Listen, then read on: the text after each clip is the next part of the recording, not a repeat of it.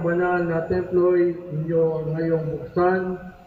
Ako'y papasok at itong Panginoon ay papurihan.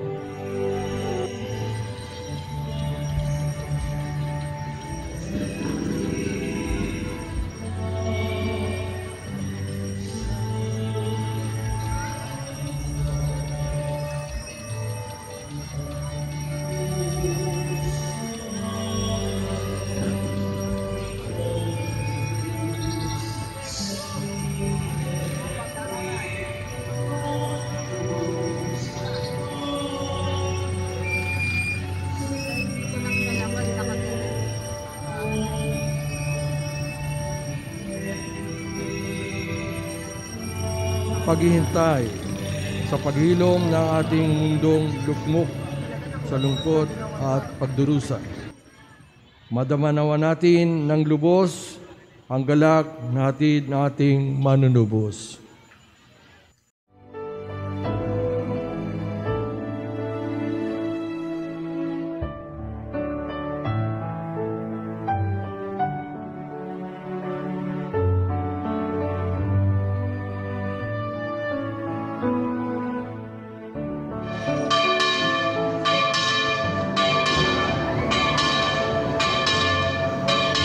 Mula sa puso ng Santisima Trinidad, sa kaguturan ng hiwaga ng Diyos, babalong ang masaganang awa, ay pinto ng grasya. Sa buhay natin, kailangan natin ng grasya ng Panginoon. Paggamit natin ito, maliit man ito o malaking kakayanan, dito natin naluluwalhati ang Diyos. Kanyang mabaging paningin sa buong taon ng Jubileo upang ulitan nating matapusan. So the parish is built under the care of the Franciscan missionaries. So sa Rizal and other parts of Laguna, more on mga Franciscan missionaries yung bumuo ng mga or nagtatag ng mga parishes around the vicinity kasi di ba malaki dati ang Rizal and Laguna and some parts of the Philippines. So, napunta sa Binangonan at nagtayo ng simbahang ito ay mga Franciscans. Sila nagtayo ng bisita and then in March 5, 1621, nahiwalay ang bisita ng Binangonan. When we say bisita, parang chapel, small community na take care sa area na to. Kasi malayo tayo sa Morong, mga isang bayan ng pagitan. So, March 5, 1621, nahiwalay ang bisita ng Binangonan at naging sariling parish na siya. So, ang napiling patron saint nung nahiwalay ang Binangonan sa Morong ay si Santa Ursula. Santa Ursula is a virgin and martyr from Britain. Isa siyang prinsesa na may, according to the story, ay meron siyang 11,000 virgins na kasama.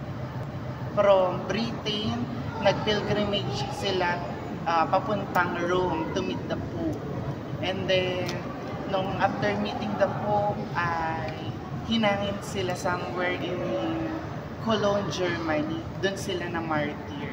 Kasi ayaw niyang talikdan yung pagiging birhen niya and kanya faith, kaya pinatay sila ng mga Huns. So, ang unang simbahan ay made from bamboo and yung mga kubon.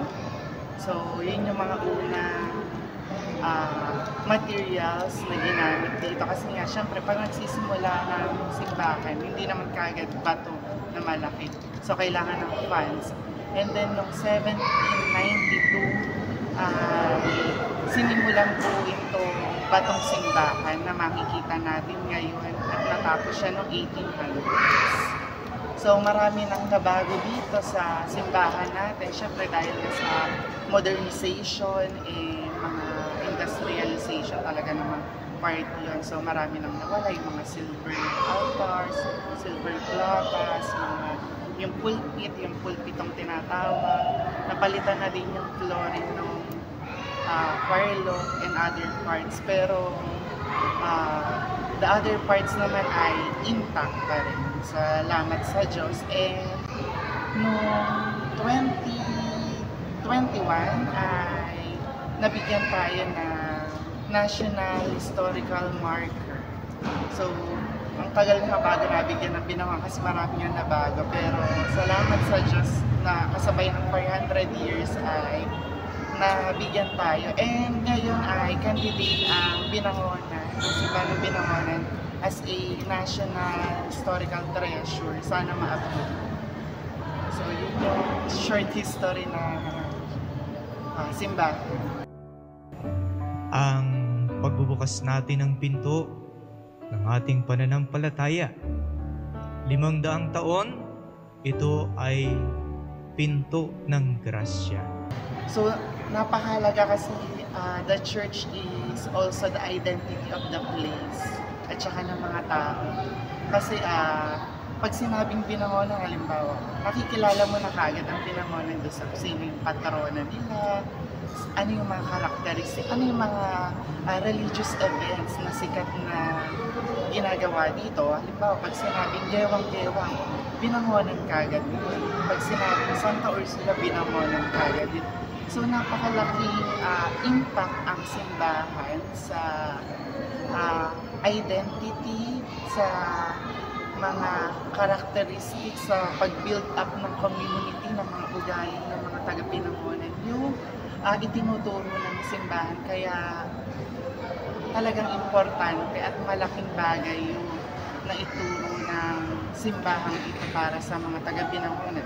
So yung pagdating ng first class relic sa Ursula 2021 dito, may naibigay na Agustinian priest na piece of bone ni Santa Ursula. So makikita natin dyan sa reliquary niya yung piece of bone ng remains ni Santa Ursula. So mga historical events din yun.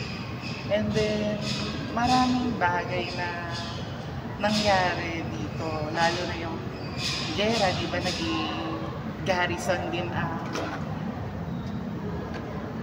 tirahan ng pari ng mga Hapon. So maraming historical events na nangyari dito, local man or yung pangmarami. Sana may nag-share ako, may nasabi ako.